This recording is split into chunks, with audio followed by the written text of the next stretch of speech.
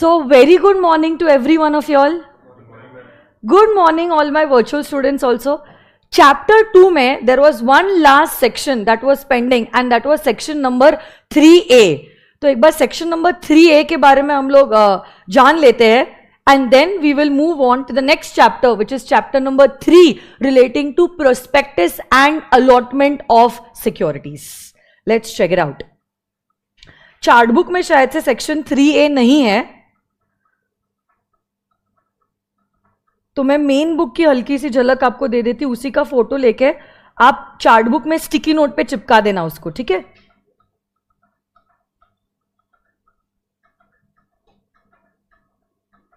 I'll just come to that section, section 3A.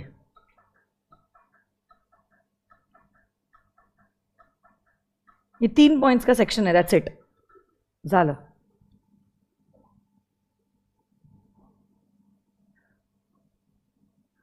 Come on, virtual kids.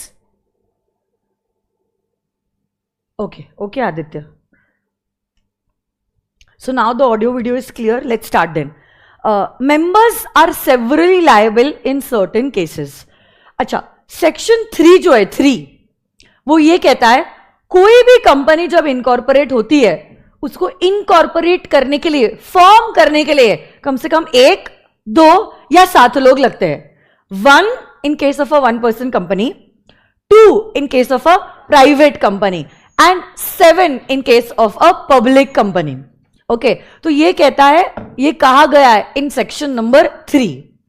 उसी के बाद एक नया सेक्शन ऐड हुआ है, सेक्शन नंबर 3A, जो कहता है अगर आपके कंपनी में 2 से कम लोग हो गए या 7 से कम लोग हो गए, 2 से कम in case of a private company and 7 से कम in case of a public company, and आपकी कंपनी ने बिजनेस कंटिन्यू किया, that too for more than 6 months with this reduced number of members. मतलब आपके पास 6 महीने है आपकी गलती को सुधारने के लिए, बट आपने आपकी गलती इन 6 महीनों में नहीं सुधारी and you continued to run the business for more than 6 months with these reduced number of members. तब लॉ मेकर्स कहते हैं कि 6 महीने के बाद जो भी लाइबिलिटी इनकर होती है उस लाइबिलिटी के लिए हमारे ये जो रिड्यूस्ड नंबर ऑफ मेंबर्स है वो पर्सनली लायबल है.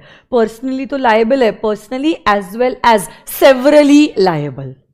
आपको पता है आपने पार्टनरशिप में joint and several liability types कुछ किया था, तो वैसा ही कॉन्सेप्ट यहाँ पे भी एप्लीकेबल है. ये जो रिड्यूस्ड नंबर ऑफ मेंबर्स है they will be jointly as well as severally liable for any liabilities that is incurred in the name of the company after a period of 6 months. आज तक हमने देखा था company अलग, members अलग, there was a corporate veil, but अब हमने ये कॉर्पोरेट व्हील को कर दिया है लिफ्ट. और हम लोग पहले तो कहते थे, फीचर में ये तो देखा था, कंपनी सेपरेट पर्सन अपने नाम पे लायबिलिटी इनकर करती है, अपने नाम पे एसेट खरीदती है, बट यहां पर अगर आपने कंपनी को फॉर्म करने की भी बेसिक रिक्वायरमेंट को पूरा नहीं किया है, हमने आपसे मांगा ही क्या था, 2 लोग 7 लोग, वो भी आप पूरा नहीं कर पाए, तो अब हमने कहा, और उसमें भी हमने आपको 6 महीने का बफर दिया था गलती को सुधारने का, वो भी आप नहीं करना चाहते हो, तो इसीलिए हमने कहा है 6 months के बाद जो भी लाइबिलिटी इनकर होती है उसके लिए these reduced number of members will be personally liable. हाँ, उसमें एक छोटा सा हमने रिलीफ दिया है, कहा है अगर कोई मेंबर प्रूफ कर लेता है तो जिम्मेदारी मेंबर की है. अगर उसने ये प्रूफ कर लिया that he was not aware about this fact about the reduced number of members, then he will not be liable. But कानून ये प्रिज्यूम करेगा कि आपको पता है कि नंबर ऑफ मेंबर्स रिड्यूस हो चुके हैं.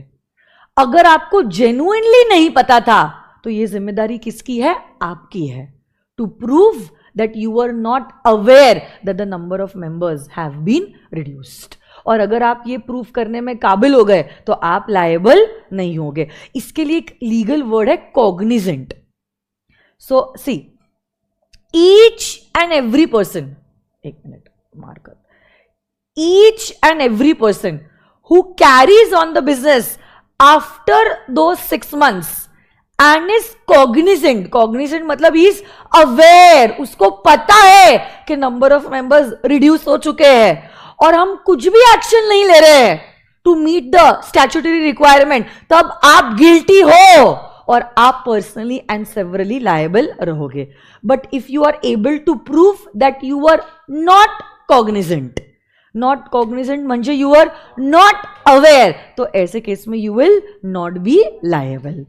So each and every person who carries on the business after 6 months, मतलब 6 महीने के लिए हमने आपको गलती सुधारने का मौका दिया है, and is aware, is cognizant of the fact that the business is carried with these reduced number of members, such members are liable for the payment of the debt of the company after this period of 6 months.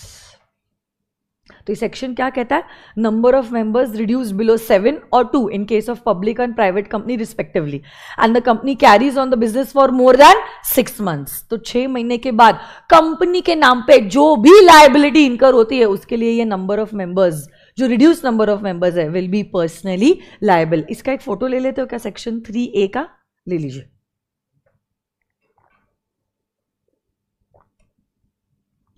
क्योंकि chart book में नहीं है ना ये section, तो virtual kids आप लोग भी फोटो ले लो. आपकी आज का होमवर्क जो रहेगा वो ये रहेगा कि आपको सेक्शन 3A की समरी बना के चिट्ठी पे चिपका देनी है in your chart book. Okay,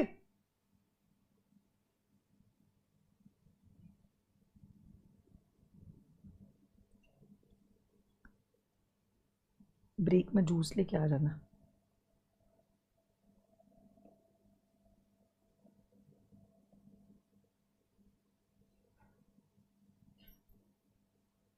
ये देखो,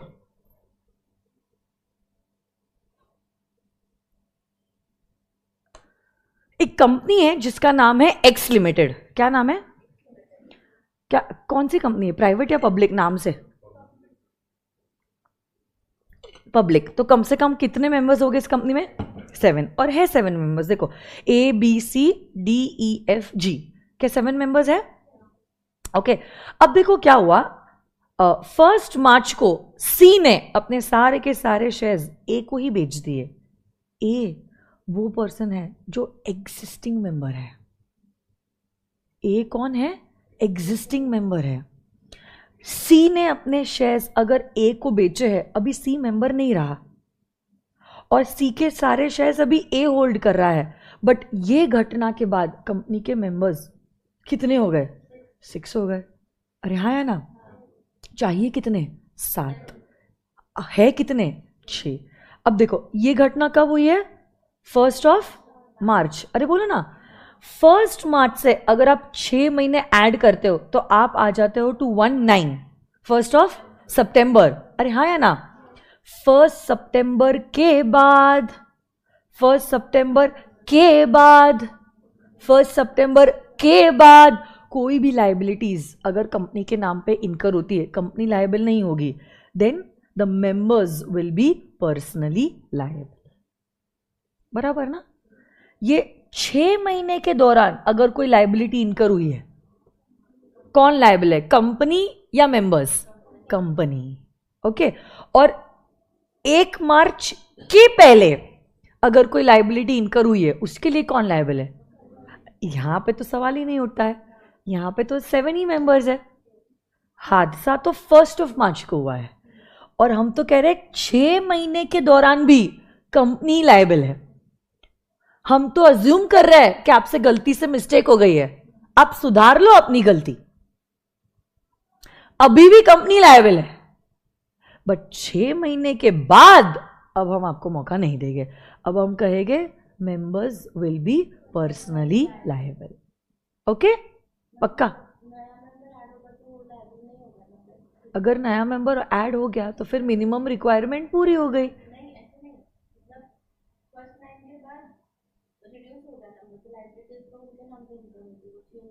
हाँ,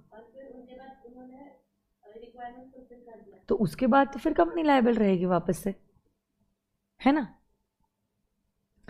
सुनो ना, अगर यहां पे जी ये प्रूफ कर लेता है that he was not aware about this happening, तो फिर क्या होगा? क्या जी लायबल होगा? तो कौन लायबल होगा? ए बी, सी तो मेंबर ए नहीं, A B D E and F, but responsibility किसकी रहेगी? जी की रहेगी, ये प्रूफ करने की that he was not aware about this particular fact. Okay, sure? नहीं, ऑटोमेटिकली 1/9 के बाद जो भी लाइबिलिटी इनकर होती है मेंबर्स ही पर्सनली लायबल है. ठीक है, इसका भी फोटो लेना है आपको कि ले लिया? हाँ, ले लिया. ओके, क्वेश्चन बैंक की ओर आते हो?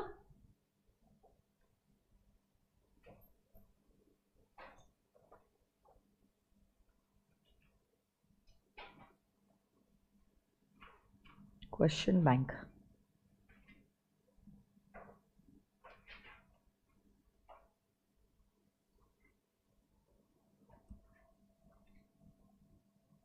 क्या पेज नंबर होगा?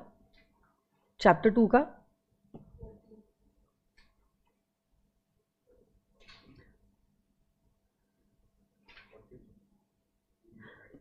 क्वेश्चन नंबर 2 पे आ जाओ.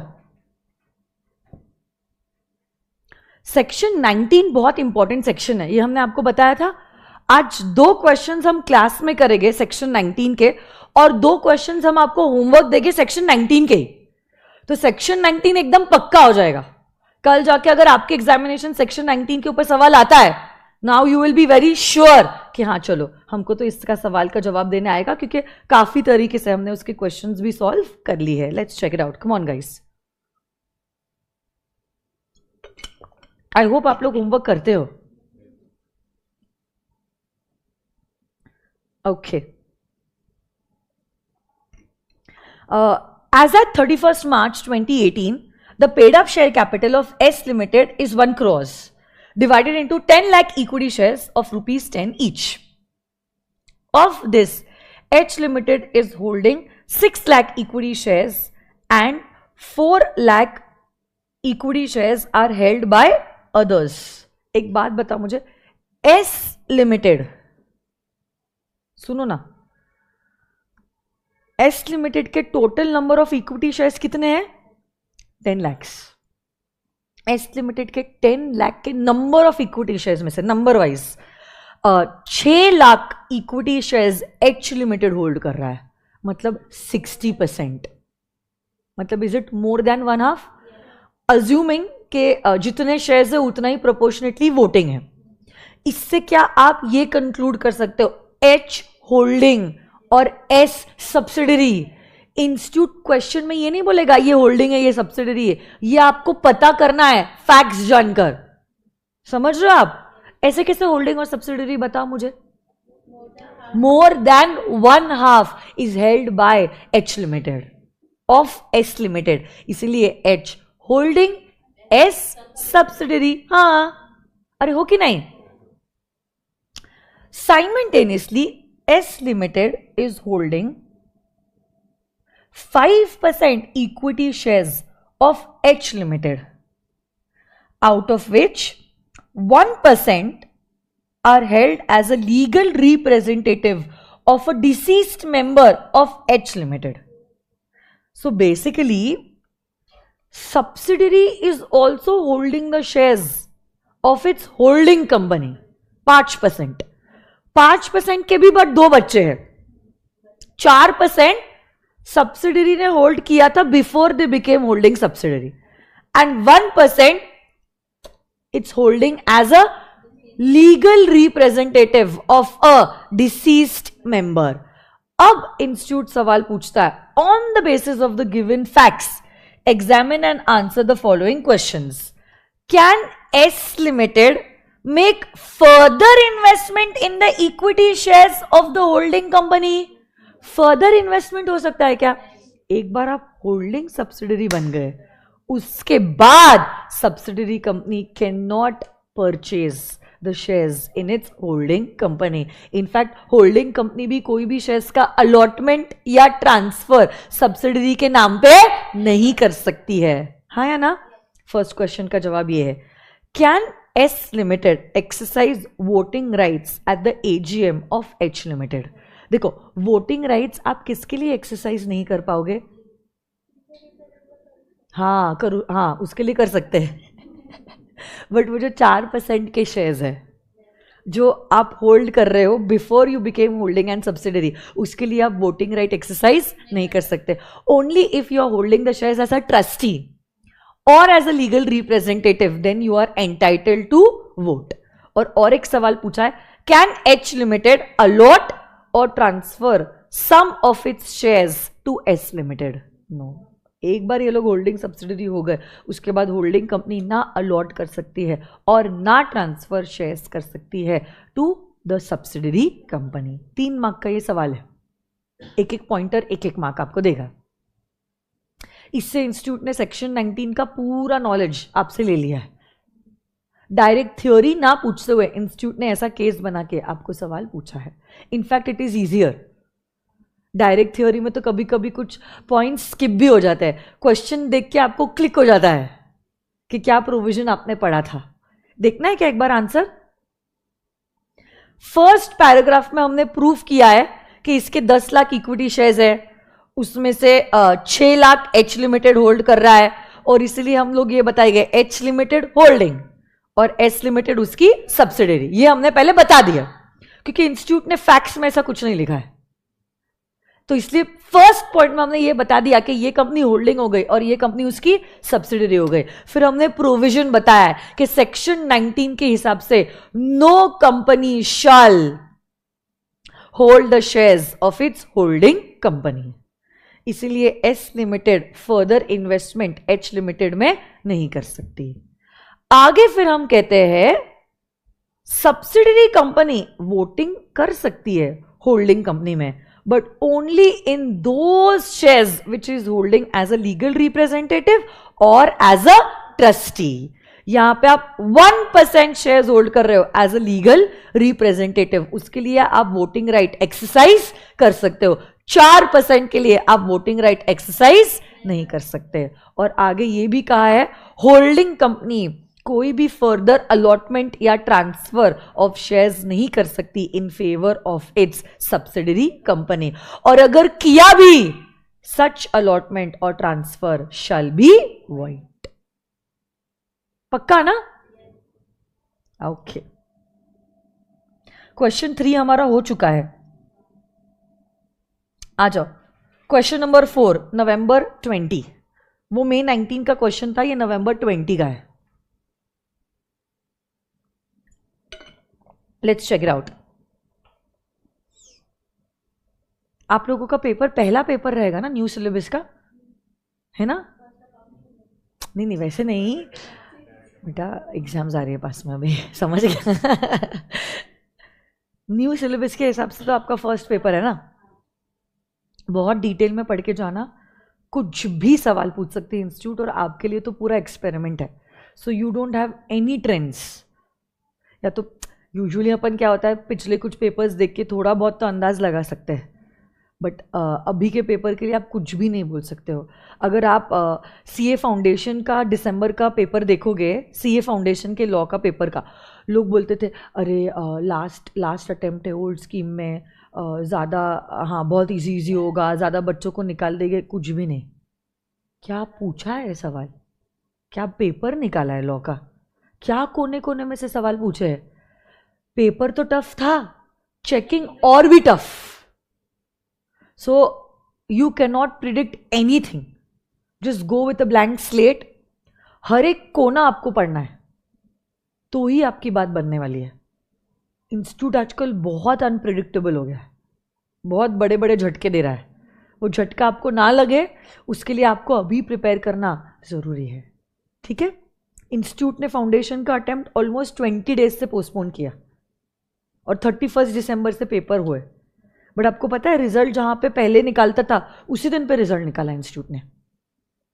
मतलब रिजल्ट जो था, कब आया रिजल्ट इन लोगों का? First week of Feb. Usually जब दिसंबर के सेकेंड वीक में पेपर होते हैं, फर्स्ट और सेकेंड वीक में, तब फेब में आता है, फर्स्ट वीक ऑफ फेब. इस बार 31 दिसंबर से पेपर शुरू हुए. फिर भी, और खत्म तो कब हुआ आपको पता है क्या? 6 को, 6 जनवरी को पेपर खत्म हुआ है और 1 महीने के अंदर रिजल्ट निकाला इंस्टीट्यूट ने। सोचो आप, इंस्टीट्यूट बहुत एफिशिएंट हो रही है जो आपके लिए चैलेंजिंग बात है। S Limited acquired 10% paid up share. There is no shortcut to success. Let me tell you this genuinely.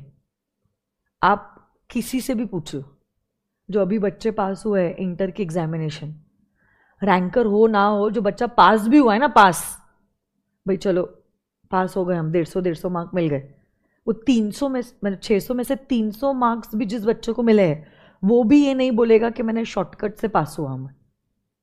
ये एकदम कैंडिड कॉन्वर्जेशन, आप किसी से भी पूछ लो, nobody is going to tell you that I cleared by shortcut method. Possible ही नहीं है बेटा। और जो बच्चा बोल रहा है ना, वो फेक कर रहा है, वो आपको गुमराह कर रहा है, वो शाइनिंग कर रहा है कि मैंने कुछ पढ़ाई नहीं की फिर भी मैं पास हो गया, मैंने तो सिर्फ समरी नोट से किया फिर भी मैं पास हो गया। भाई कुछ नहीं होता है। उसने पढ़ा होगा, उसे बताता है। जो स्कॉलर्स रहते हैं ना, वो जानबूझ के बोलते हैं मेरी तो पढ़ाई नहीं हुई, मेरा तो पहला ही रिवीजन चालू है, तुम्हारा क्या चालू। वो तुम्हारा जो ना जजमेंट निकालते हैं कि तुम कितने पानी में और तुमने कितनी पढ़ाई की है। अंदर से उनको पता है उन्होंने कितनी पढ़ाई की है। और जब बच्चा बोलता है ना मैंने 4 रिवीजन कर लिया, 8 रिवीजन कर लिए, वो बच्चा फेल होता है, क्योंकि रियलिटी में उसने कुछ भी नहीं किया, बस पलटते गया है पन्ने। So there is no shortcut to success. ये मोह माया है कि शॉर्टकट कर लोगे और आप क्लियर हो जाओगे। ये बीकॉम नहीं है। बीकॉम में 21 मोस्ट लाइकली चलता है। सीए एग्जामिनेशन में ऐसा कुछ भी नहीं होता है। कहीं से भी इंस्टीट्यूट सवाल निकाल लेगा और आपके एग्जामिनेशन में पूछ लेगा। आ जाइए। S Limited acquired 10% paid up share capital of H Limited. Okay, S Limited ने H का 10% कैपिटल पाया है ऑन 15 मार्च 2017। सिर्फ 10%, मतलब कोई भी होल्डिंग नहीं है, कोई भी सब्सिडरी नहीं है, ठीक है। डेट है तो थोड़ा सा कॉशियस रहना। H Limited acquired 55% paid up share capital of S Limited as on 10th of March 2018। तो पहले किसने किसमें इन्वेस्ट किया था? S ने H में, जब कोई होल्डिंग नहीं था और कोई सब्सिडरी नहीं था। एक साल बाद H लिमिटेड ने S लिमिटेड के 55% शेयर्स होल्ड किए। अब क्या दोनों के बीच में होल्डिंग सब्सिडरी का रिलेशनशिप आ गया, जहां होल्डिंग कौन है?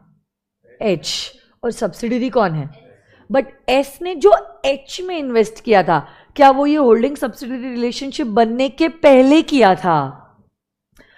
ऑन 25 सितंबर 2020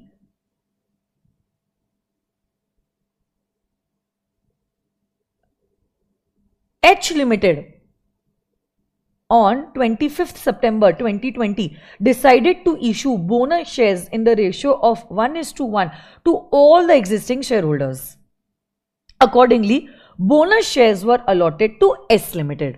देखो, bonus shares आप allot कर सकते हो because this is a right that you get as an existing shareholder.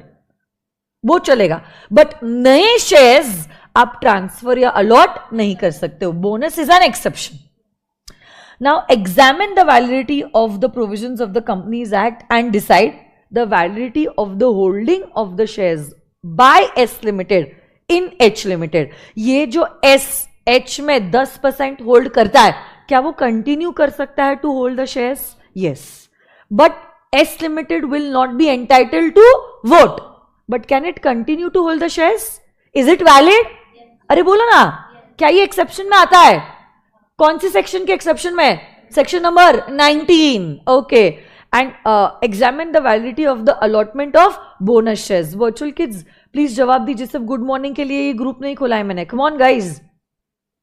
Vanshika, Keval, Rajveer, come on guys. Akanksha, Suhani, come on guys. So allotment of bonus shares by H to S, क्या ये valid रहेगा? जी हां, ये valid रहेगा.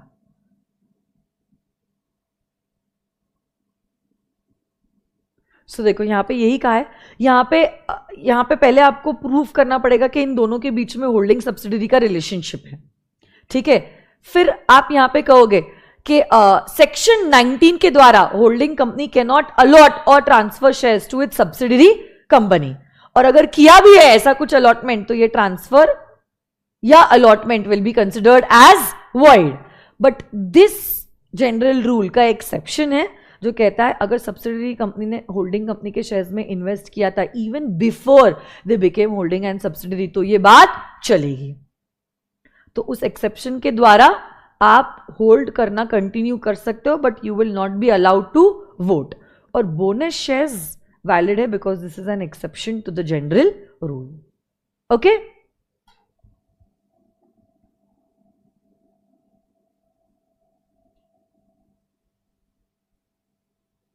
देखो अभी जो हमने किया सेक्शन नंबर 3A उसके ऊपर सवाल है, क्वेश्चन नंबर 5 करेंगे एक बार। Red limited was incorporated on 1st April 2014 is facing severe effects of depression in the economy. It's a limited company. Minimum कितने लोग होने चाहिए? 7. Owing to its bad financial status, most of its members have started withdrawing their holding from the company. The company had 250 members on 10th January. By 15th January, 244 members have withdrawn their holding. तो 250 minus 244 is 6. इस company में कितने लोग रह गए? 6. और चाहिए कितने? No new member has invested in the company till date. Okay. Now, Mr. A, an existing member, has approached you to advise him regarding his liability in such a situation. बताओ मुझे, पहली बात तो मेंबर्स कब reduce हुए? हाँ, 15 जनवरी 2019 को ये घटना हुई है जहां पे हमारे number of members have fallen below the statutory limit of 7। तो यहां से 15 जनवरी से आप काउंट करोगे 6 मंथ्स। 15th ऑफ जुलाई 2019 के बाद जो भी लाइबिलिटी इनकर होती है उसके लिए the members will be personally and severally liable. हाँ या ना? तो वही लिखा है, देखिए,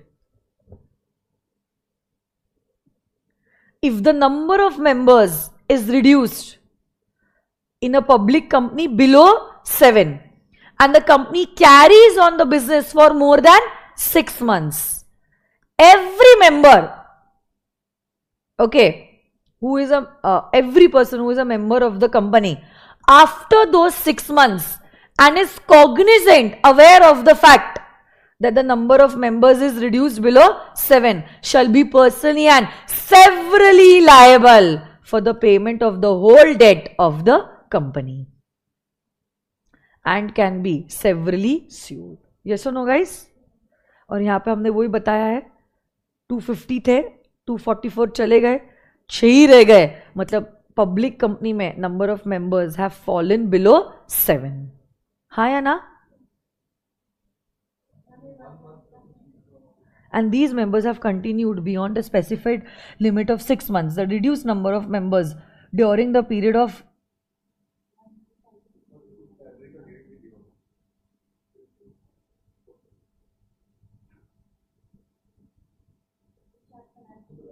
एक मिनट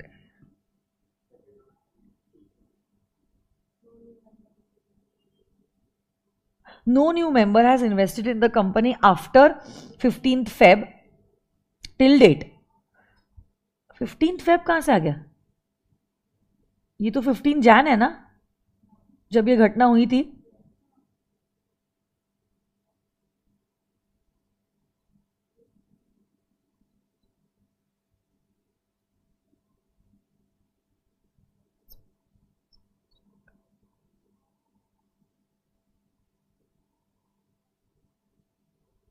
कुछ मिस किया है क्या मैंने?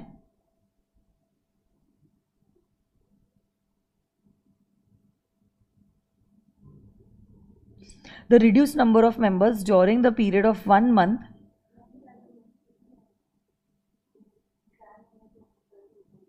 नहीं, बट यहां पे लिखा the reduced number of members during the period of 1 month. Which 1 month?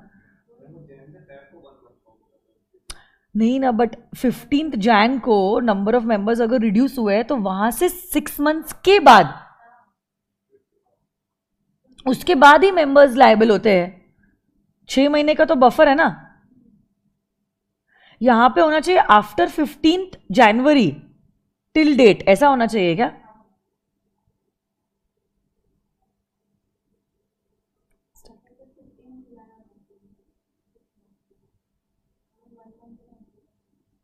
No new member has invested in the company after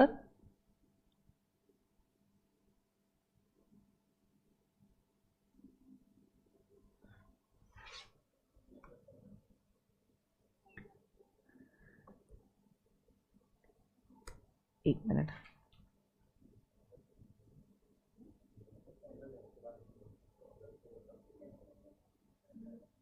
तो आई थिंक क्वेश्चन में कुछ तो गड़बड़ है।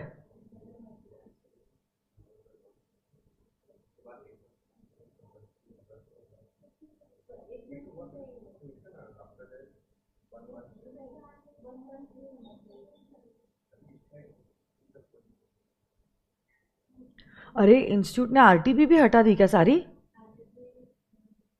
सिर्फ मेक के अटेम्प्ट की आरटीपी इंस्टीट्यूट के वेबसाइट पे?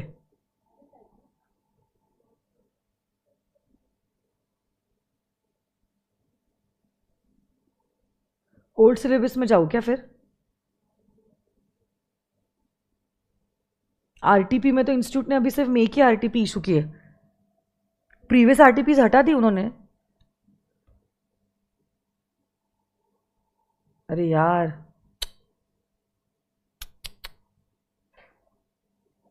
एक काम करती, इसका खुलासा मैं आपको देती हूँ, बट आपको समझ में आ गया ना? आरटीपी नवंबर 2019 इंस्टीट्यूट की वेबसाइट पे नहीं है।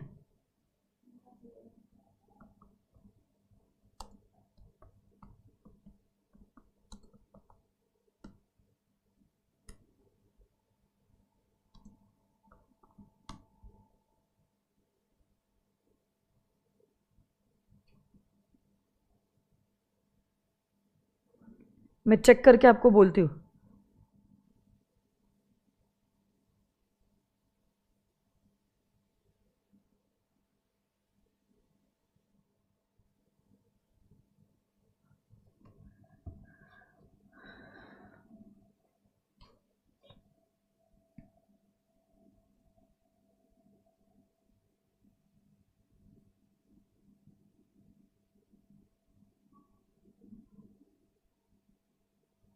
अमेंडमेंट्स थे उस टाइम, देखो बच्चा अमेंडमेंट कर करके ही परेशान हो जाएगा।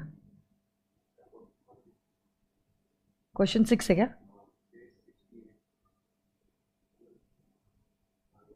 हाँ,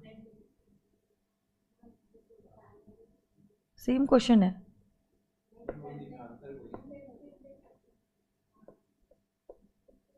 चलो एटलीस्ट क्रॉस चेक तो हो गया, मैंने जो अटेम्प्ट्स दिए वो सही है। किसी बच्चे को अगर शक हो तो। क्या आंसर दिया है? हाँ वही, क्योंकि मैंने इसके हिसाब से बनाया, बट यहाँ पे कुछ तो गड़बड़ है।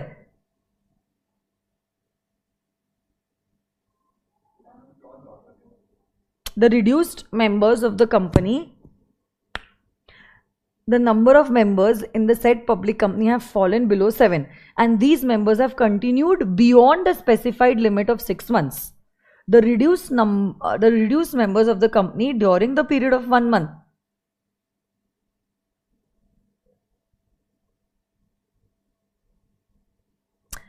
उसको नहीं, अमेंडमेंट नहीं, अमेंडमेंट हुआ ही नहीं है ये सेक्शन में। यहाँ पे there is a printing mistake in the answer only by the ICI. This can not be the answer. ये मैं आपको बोलती हूँ, and these members have continued beyond the specified period of 6 months. The reduce number of members shall be severally liable. ये हटा दो, the reduce number of members of the company, ये हटा दो, shall be severally liable for the payment of whole debt of the company contracted during that time and may be severally sued thereafter. ये correct answer है।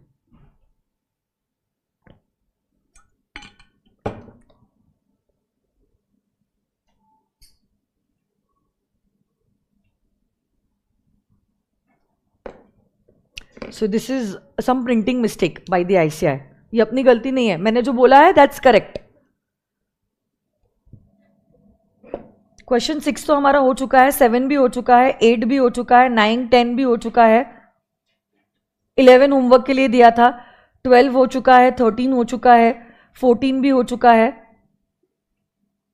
15. कम on guys, कितने questions है इस chapter में? होगा क्या मेरा 15 मिनट में टोटल?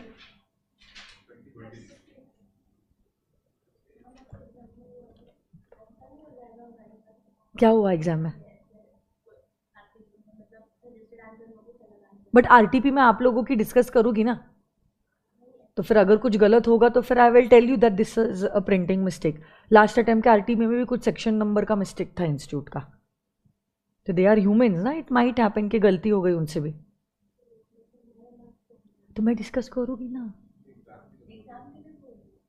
एग्जाम के लिए. मतलब नहीं नहीं, ऐसा नहीं होगा. एग्जामिनर्स का तो पूरा पैनल रहता है ना, तो ऐसा नहीं होगा mistake. Okay. The object clause of Memorandum of Vivek Industries Limited empowers it to carry on the real estate business and any other business that is allied to it. But due to the downward trend in the real estate business, the management of the company decided to take up the business of food processing activity. क्या काम कर रही है company पहले? आप switch किस में करना चाहते हो? फूड प्रोसेसिंग एक्टिविटी में. The company wants to alter its memorandum. Memorandum का कौन सा क्लॉज बोलो अल्टर होने वाला है? Object clause. Object clause alter होगा ना. And include food processing business in. अच्छा, ये बोल दिया मेमोरेंडम के ऑब्जेक्ट क्लॉज में ऐड करना है. Now you have to tell कि कैसे आप ऑब्जेक्ट क्लॉज अल्टर करोगे. Come on guys, special resolution. जैसे ही SR पास होगा, form number MGT 14 to be filed within a period of 30 days. फिर डिसेंटिंग शेयर होल्डर्स को क्या एग्जिट करने का ऑप्शन दोगे, और क्या 2 न्यूज़पेपर में इसकी एडवर्टीजमेंट भी दोगे. ऐसे करके आप ऑब्जेक्ट क्लॉज अपना कर सकते हो alter.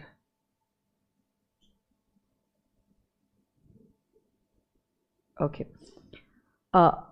Manglu and Friends got registered a company in the name of Taxman Advisory Private Limited. Okay, Taxman is a registered trademark. After 5 years, when the owner of the trademark came to know about the same, it filed an application with the relevant authority. Can the company be compelled to change its name by the owner of the trademark? यहाँ पे कितने साल हो गए हैं? 5. और आप 3 साल के अंदर ही अप्लाई कर सकते हो फॉर चेंजिंग द नेम. तो यहाँ पे आप अप्लाई तो नहीं कर सकते हो, बट रिक्वेस्ट कर सकते हो. Okay. Can the owner of the registered trademark request the company and then get the name changed? Yes. तो देखो यहाँ पे क्या हुआ है, आपके कंपनी का नाम is similar to another company का ट्रेडमार्क, बट आपकी कंपनी इनकॉर्पोरेट होके भी 5 साल हो चुके हैं. तो रजिस्टर्ड ट्रेडमार्क का ओनर आपको सेंट्रल गवर्नमेंट के थ्रू फोर्स नहीं कर सकता है अपना नाम चेंज करने के लिए, बट रिक्वेस्ट जरूर कर सकता है, और रिक्वेस्ट से आप नाम चेंज कर सकते हो. ओके.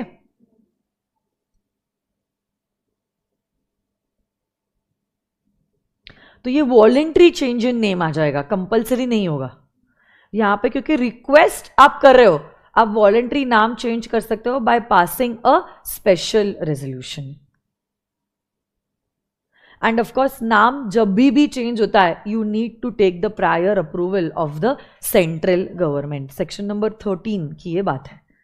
ठीक है. Question 17, let's check it out. The board of directors of Sindhu limited. क्या क्वेश्चन 17? क्या ये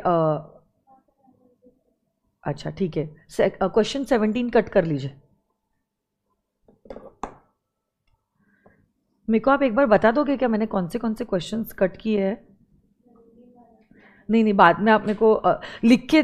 आपकी पूरी क्वेश्चन बैंक अपडेटेड है क्या? तुम्हारी है?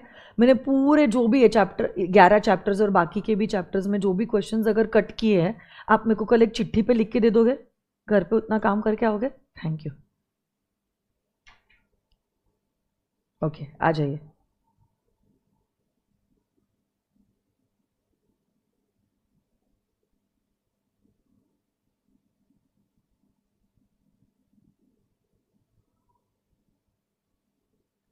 चलो आ जाइए।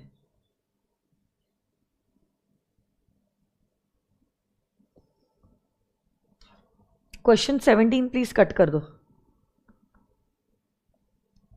क्वेश्चन 18 हमारा हो चुका है ना, 19 आपका होमवर्क है, कम ऑन।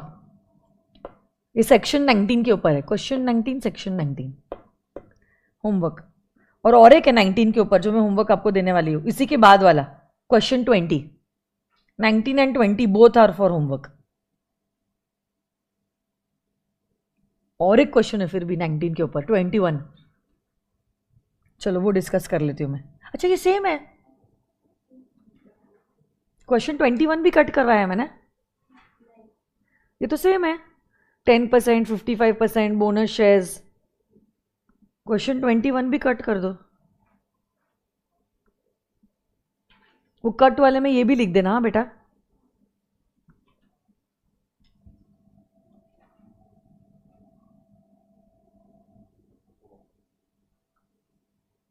ये भी हुआ है क्या हमारा 22? अरे हुआ ना यार, 1 करोड़ का कैपिटल है, 10 लाख इंटू 10 ईच, और ये 5%, उसमें से 1% legal representative of disease member. हुआ ना ये? मेरे को लग रहा था सारे क्वेश्चंस नहीं होएंगे, बट कट ही है। ये भी कट कर दो ना, सेम ही तो क्वेश्चन है, रिपीट हुआ ना। आप लिख दोगे ना बेटा चिट्ठी में ये वाले भी जो कट हुआ है।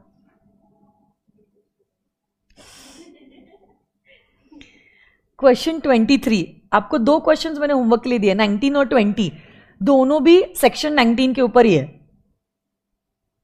Vijay, a member of Mayur Electricals Limited, gave in writing to the company that the notice for any general meeting be sent to him only by registered post at his residential address at Kanpur, for which he deposited sufficient money. तो member ने request किया, याद है मैंने आपको दादाजी का example दिया था, और ये स्पेशल मोड के लिए उसने पैसे भी कंपनी के पास डिपॉजिट किए हैं। The company sent notice to him by ordinary mail. हमने रिक्वेस्ट की थी रजिस्टर्ड पोस्ट, कंपनी ने उसको भेजा है ordinary mail. Vijay did not receive this notice and could not attend the meeting and contended that the notice was improper. Decide whether the contention of Vijay is valid. Okay, so is the contention of Vijay valid? Yes. कोई भी member अगर चाहे special mode से company को request कर सकता है उसको नोटिसेस भेजने के लिए, और वो स्पेशल मोड के लिए जो भी खर्चा लगता है वो मेंबर को कंपनी के पास डिपॉजिट करना होगा। So this notice that is send by the company to Vijay is not a valid notice. देखो, so a member may request for the delivery of any document through a particular mode for which he shall pay such fees as is decided by the company in the meeting. Okay. Thus, if a member wants the notice only by registered post and he has deposited the sufficient money, the notice must compulsorily be served accordingly. Otherwise, it will be said that the notice is not properly effected. उसके हिसाब से हम कहेंगे विजय जो कह रहा है वो सच है और नोटिस जो है वो प्रॉपरली सर्व नहीं हुई है। और इसमें और एक क्वेश्चन है, what will be your answer if Vijay remains in London for 2 months during the period the notice of the meeting and the meeting was held? अब अगर वो लंदन में है तो इसके केस में कंपनी का गलती नहीं है, इसमें विजय की गलती है, इसलिए the company is bound to serve the notice to Vijay by registered post at his residential address at Kanpur and not in London. पक्का ना? ये तो डायरेक्ट थ्योरी क्वेश्चन है जो मॉड्यूल में पूछा है, सर्विस ऑफ डॉक्यूमेंट्स के ऊपर शॉर्ट नोट। सोचो सेक्शन 20। तो एक तो है a notice may be served on the company by registered post, speed post, courier, leaving it at the company's registered office or the electronic means. और दूसरा point कहता है a notice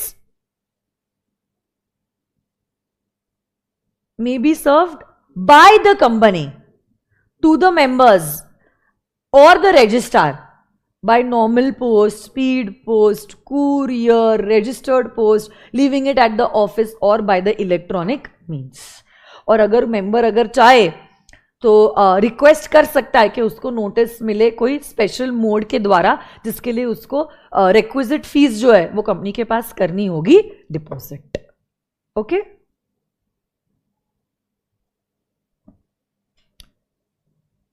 26 हो चुका है हमारा, तो एक ही क्वेश्चन बचा है. वाह क्या बात है, बेस्ट है. Parag Construction Limited is a leading infrastructure company. One of the directors of the company, Mr. Parag, has been signing all construction contracts on behalf of the company for many years. All the partners who ever deal with the company know Mr. Parag very well. The company got a very important construction contract from a renowned software company. Parag Construction will do construction for this site in partnership with a local contractor, Firoz Bhai. अब देखो, this is a partnership deed. A partnership deed. Deed का signing कौन करता है? Deed का. Usually deeds are signed under the common seal. If not the common seal, two directors. And if the company has a company secretary, a director along with a company secretary. Later in a dispute, company denied to accept the liability as a partner. Can the company deny the liability as a partner? यहाँ पे company deny कर सकती है क्योंकि deed जो है उसकी signing authority is under the common seal. Partnership deed, mortgage deed, gift deed, lease deed, सारे डीड्स कौन एग्जीक्यूट करता है? कंपनी खुद एग्जीक्यूट करती है अंडर द कॉमन सील. मैंने एक फोटो लेने बोला था आपको सेक्शन 22 का, है क्या आपके पास वो photo? And if the company does not have a common seal, the deeds are signed by two directors. अगर कंपनी के पास कंपनी सेक्रेटरी है, company secretary along with a director. ये पराग वराग कोई साइन नहीं कर सकता है यहां पे.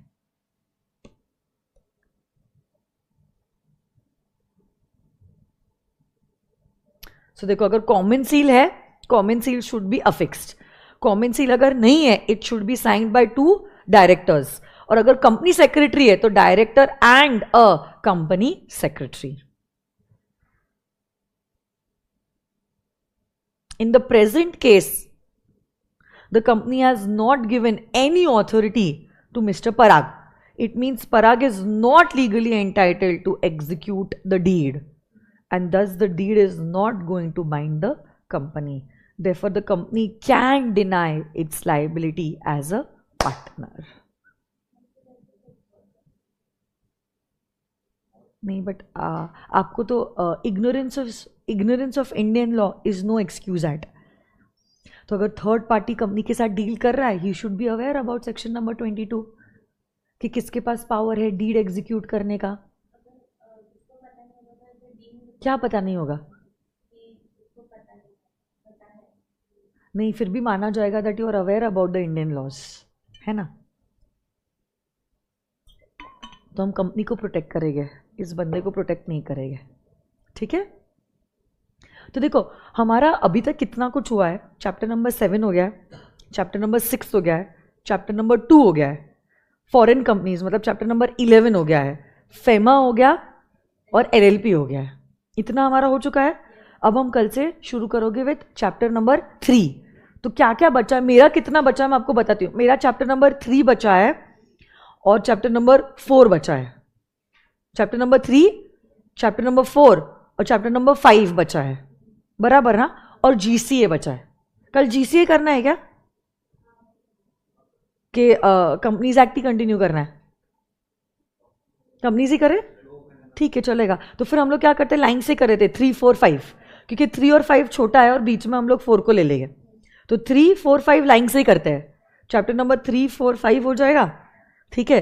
फिर जीसीए हो जाएगा और फिर स्वप्निल सर जो है चैप्टर नंबर 8, 9, 10 कर लेंगे और आईओएस कर लेंगे. ठीक है. Okay, thank you. कल मिलते हैं. Bye bye. So tomorrow we will start chapter number 3. आप लोग प्रिपेयर करना चालू कर दो for chapter number 7, chapter number 2, chapter number 3. Okay? Bye bye, guys.